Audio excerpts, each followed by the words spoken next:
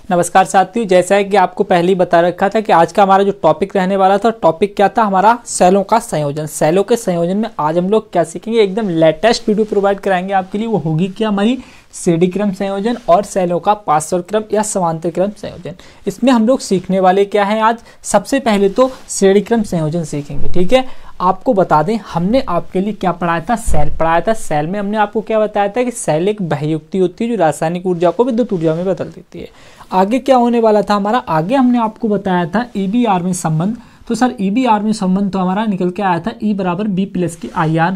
Sir अगर वहां से हम B का मान निकालेंगे तो IR को इधर ले आएंगे तो हमारा B बराबर आएगा E माइनस का IR। ठीक है, ये एक नॉर्मल सा था। हमने यहाँ पर क्या कर रखा है, हमने यहाँ पर सेलों को श्रेणी क्रम में जोड़ रखा है। ठीक है, प्रत्येक सेल के साथ क्या जुड़ा हुआ होता है, आप जानते हैं आंतरिक प्रतिरोध जुड़ा हुआ होता है। तो देखो आपको बता दें हम यहाँ पर थोड़ा सा, तब आपके ज़्यादा और अच्छे से समझ में आएगा। जो हमारा पहला सेल है वो A और B बिंदु के बीच में लगा हुआ है, दूसरा है वो B और C के बीच में लगा हुआ है, तीसरा है वो C और D के बीच में लगा हुआ है। ठीक है, ठीक है, अब समझें आप यहाँ पर।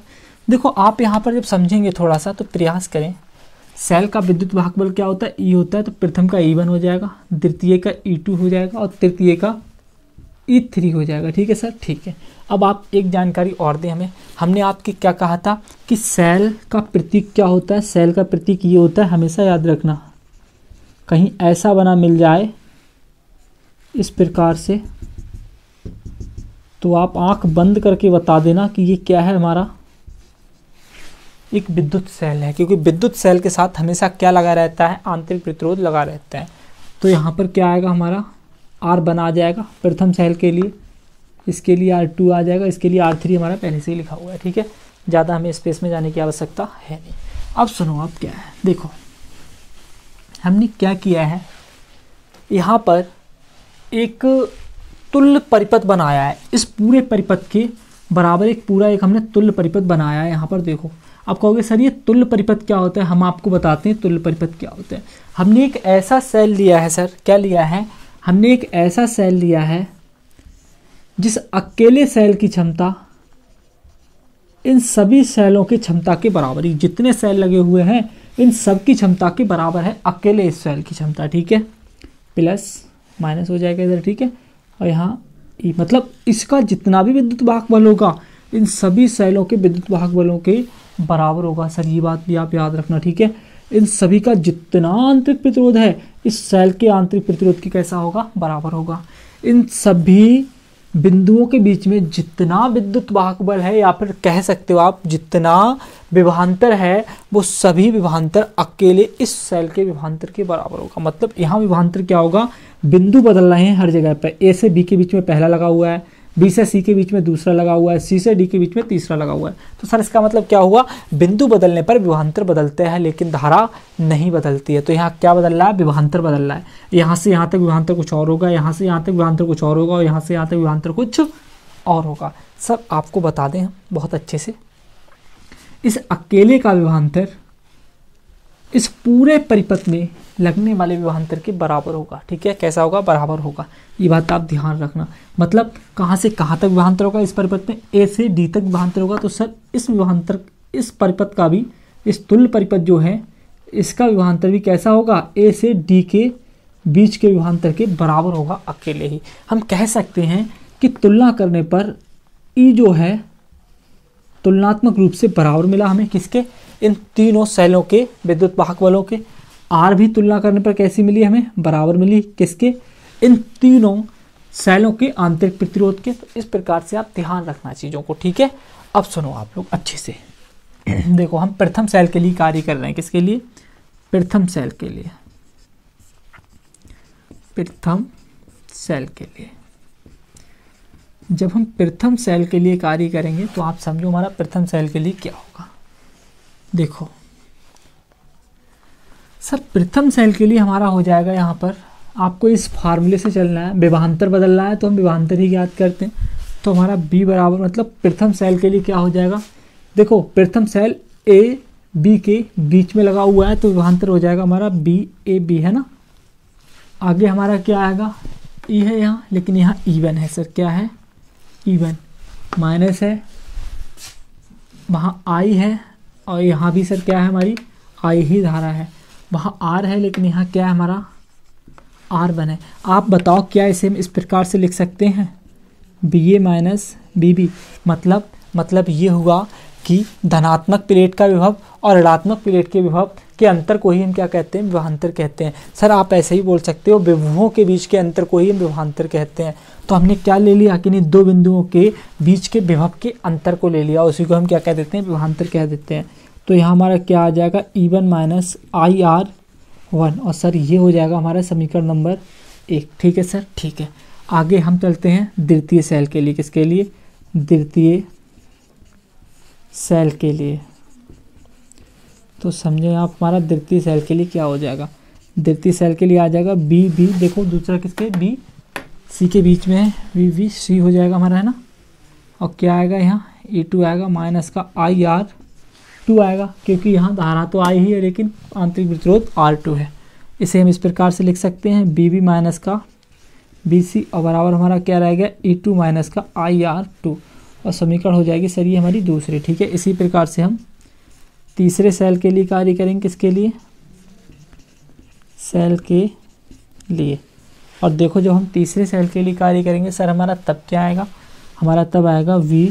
देखो तीसरा सेल C और D के बीच में लगा हुआ है, तो हमारा आएगा BCD और बराबर हमारा क्या हो जाएगा सर, बराबर हो जाएगा हमारा, आप अच्छे से ध्यान दें, E3 माइनस का IR3। ठीक है, क्या हो जाएगा, E3 माइनस का IR3। अब सर यहाँ क्या है हमारा, इसे हम इस प्रकार से लिख सकते हैं, BC माइनस का BD बराबर E3 माइनस का IR3।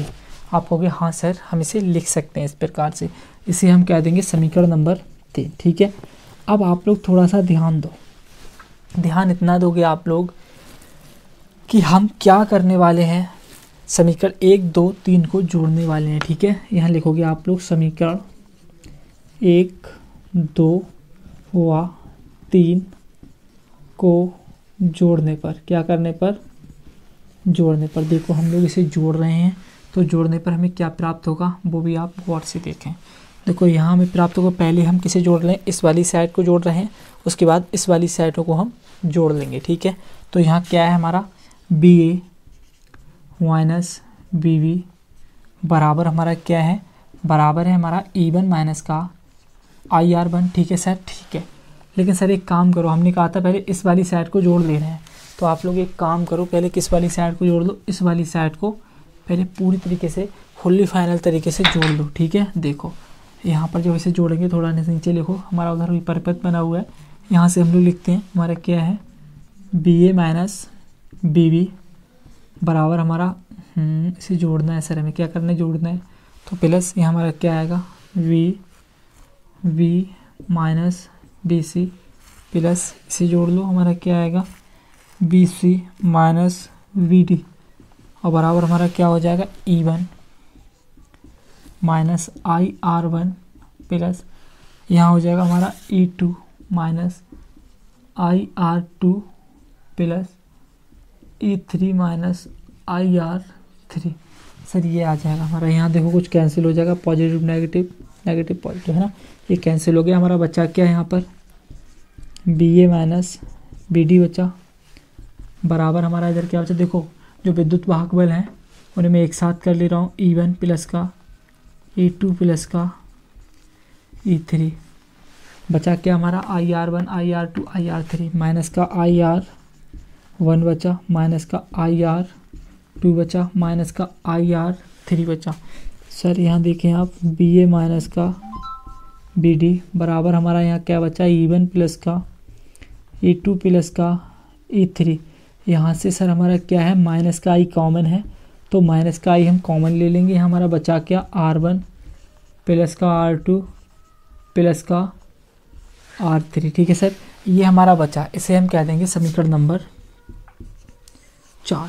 हमने आपको अभी बताया था थोड़ी देर पहले कि ये इसका क्या है, एक तुल्य परिपथ है। तुल्य परिपथ मतलब इसके लिए भी हम क्या करेंगे, इसी से एक समीकरण तैयार करेंगे, तो वो आप देखें किस प्रकार से हमारी तैयार होगी। देखो यहाँ जितना भी हमारा ये क्या है, विभवांतर था, जितना भी विभवांतर था ए से डी के बीच में, वो अकेले इसके विभवांतर के बराबर था। इसका मतलब हम लिख सकते थे इस पूरे का विभवांतर कितना हो जाएगा हमारा, बी ए माइनस बी डी, है ना, हो जाएगा हमारा टोटल विभवांतर। ठीक है सर, ये हमारा टोटल हो जाएगा। आगे हमारा क्या आता है, ई आता है, तो सर हमारा क्या आ जाएगा, ई आ जाएगा। ठीक है, इसे हम क्या लिखेंगे, ई तुल्य, क्या लिखेंगे, ई तुल्य। ई तुल्य क्यों लिख रहे हैं, क्योंकि अकेले इन तीनों विभवांतरों के, या फिर बोल सकते हैं विद्युत वाहक बलों की कैसा है हमारा, बराबर है। ठीक है, आगे सुनो, आगे हमारा क्या आएगा, यहाँ माइनस है तो माइनस, धारा सभी में बराबर है तो धारा इसमें भी बराबर होगी हमारी, आई इसमें भी होगी, है ना, तो धारा यहाँ भी आई रहेगी। लेकिन हमारा क्या आएगा, यहाँ आर आएगा, तो क्या आ जाएगा, आर तुल्य, क्या आ जाएगा, आर तुल्य। और इसे हम कह देंगे समीकरण नंबर 5। क्या कह देंगे, समीकरण नंबर 5। ध्यान रखना ये नॉर्मल सा है बिल्कुल। तो यहाँ पर क्या करेंगे हम, देखो यहाँ लिखेंगे हम समीकरण 4 व 5 की तुलना करने पर, क्या करने पर सर, तुलना करने पर, देखो समीकरण 4 और 5 की हम तुलना कर रहे हैं, तो तुलना करें, देखो इससे ये तो हमारा कट जाएगा, बचा क्या हमारा ई तुल्य, तो ई तुल्य बराबर क्या आएगा, ये आ जाएगा। तो यहाँ लिख देंगे आप ई बराबर E1 प्लस का E2 प्लस का E3, और इस प्रकार से हमारा ये मिल जाएगा विद्युत वाहक बल। ठीक है, आगे देखें आप, आगे हमारा देखो आई से तो आई कैंसिल, बचा क्या हमारा आर बचा, तो आर बराबर हमारा क्या मिलेगा हमें, R1 प्लस का R2 और प्लस का R3। इस प्रकार से सर हमें क्या मिल जाएगा, आंतरिक प्रतिरोध मिल जाएगा।